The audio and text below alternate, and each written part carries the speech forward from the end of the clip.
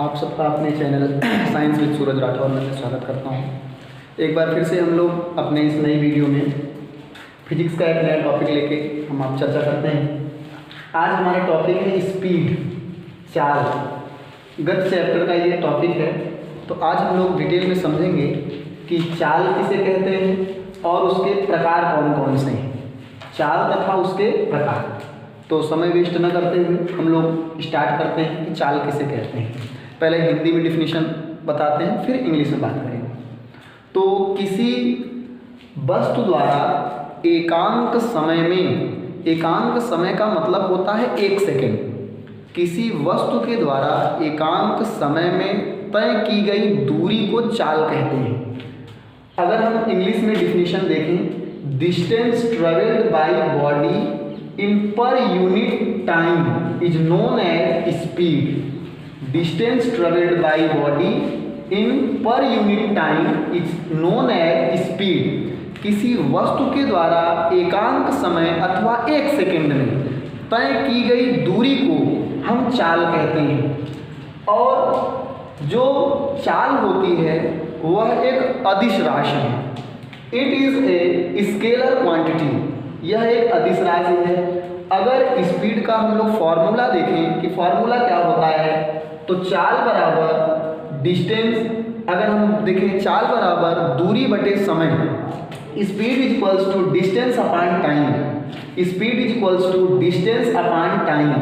और जो इसकी यूनिट होती है, चाल का जो मात्रक होता है वह मीटर प्रति सेकेंड होता है। चाल का जो मात्रक होता है वो मीटर प्रति सेकेंड होता है। तो हम समझ गए कि चाल किसे कहते हैं। एक बार फिर से सुन लीजिए। किसी वस्तु के द्वारा एकांक समय में, एकांक समय का तात्पर्य होता है 1 सेकेंड। तो किसी वस्तु के द्वारा एकांक समय में तय की गई दूरी को हम चाल कहते हैं। Distance travelled by body in per unit time is called speed. और speed is equals to distance upon time.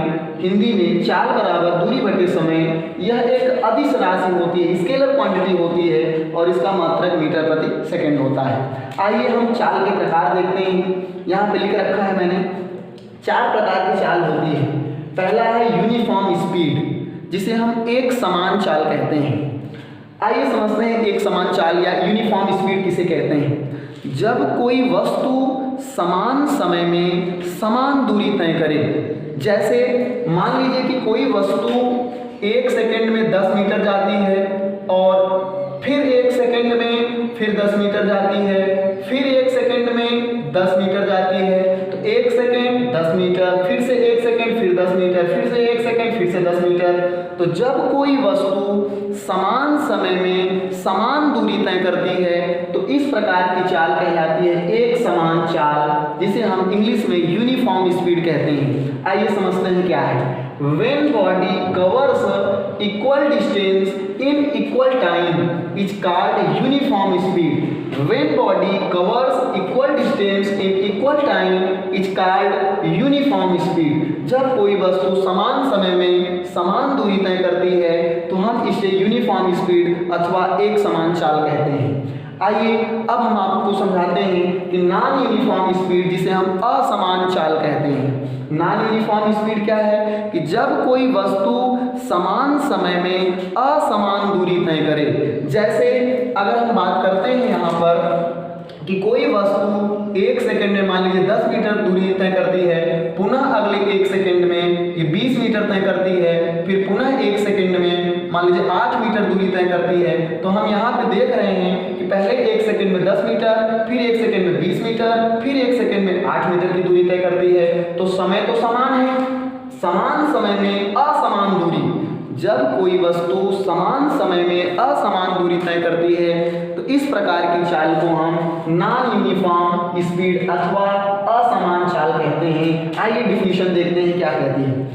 When body covers unequal distance, when body covers unequal distance in equal time is called non uniform speed. तो हमने दो type आपको समझा दिया, uniform speed, non uniform speed. जब कोई वस्तु समान समय में समान दूरी तय करती है तो हम उसे यूनिफॉर्म स्पीड अथवा एक समान चाल कहते हैं, और जब कोई वस्तु समान समय में असमान दूरी तय करती है तो हम उसे नॉन यूनिफॉर्म स्पीड या असमान चाल कहते हैं। आइए दो और प्रकार बचे हैं, उसको भी देख लेते हैं। तीसरा है इंस्टेंटेनियस स्पीड। इंस्टेंटेनियस स्पीड को हिंदी में कहते हैं तात्क्षणिक चाल।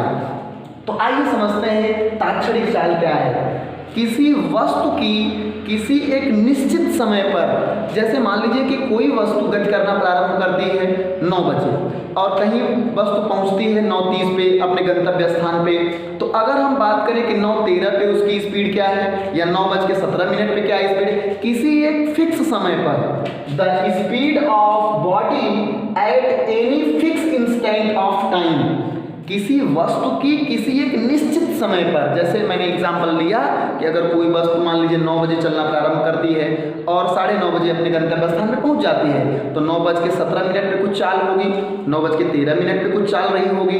तो ये जो उसकी फिक्स टाइम पे जो चाल बताई जा रही है, किसी वस्तु की किसी निश्चित समय पर the speed of body at any fix instant of time is called instantaneous speed. किसी वस्तु की किसी निश्चित समय पर जो चाल बताई जाती है या जो चाल उसकी होती है उसे हम इंस्टेंटेनियस स्पीड या तात्क्षणिक चाल कहते हैं। जो हम गाड़ी में देखते हैं, जो बाइक में या कार में जो स्पीड बताता है स्पीडोमीटर, वो एक्चुअली तात्क्षणिक चाल होता है। वो हर समय अलग अलग होता है, कभी चाल कुछ होती है, कभी बाइक की चाल कुछ होती है। तो जो स्पीडोमीटर में हमें रीडिंग देखने को मिलती है बाइक अथवा कार में, वह इंस्टेंटेनियस स्पीड ही होती है, उसे हम तात्क्षणिक चाल कहते हैं।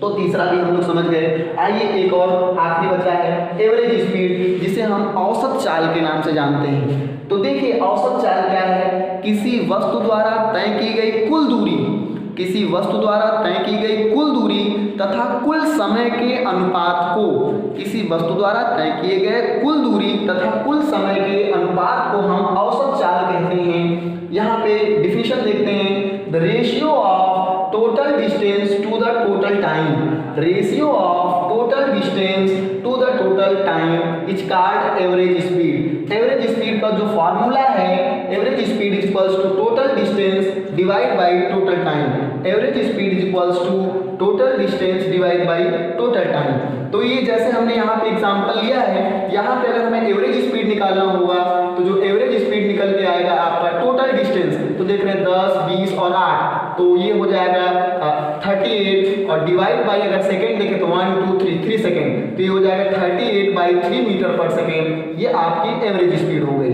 तो एवरेज स्पीड मैंने बताया the ratio of total distance to the total time, कुल दूरी तथा कुल समय के अनुपात को हम औसत चाल कहते हैं। तो आज हम अपने इस वीडियो में आपको स्पीड के विषय में समझाया, स्पीड के प्रकार के विषय में समझाया। आगे अगले वीडियो में हम लोग और आगे वेलोसिटी के विषय में या वेग के विषय में चर्चा करेंगे। आज के लिए इतना ही रखते हैं, तब तक के लिए धन्यवाद।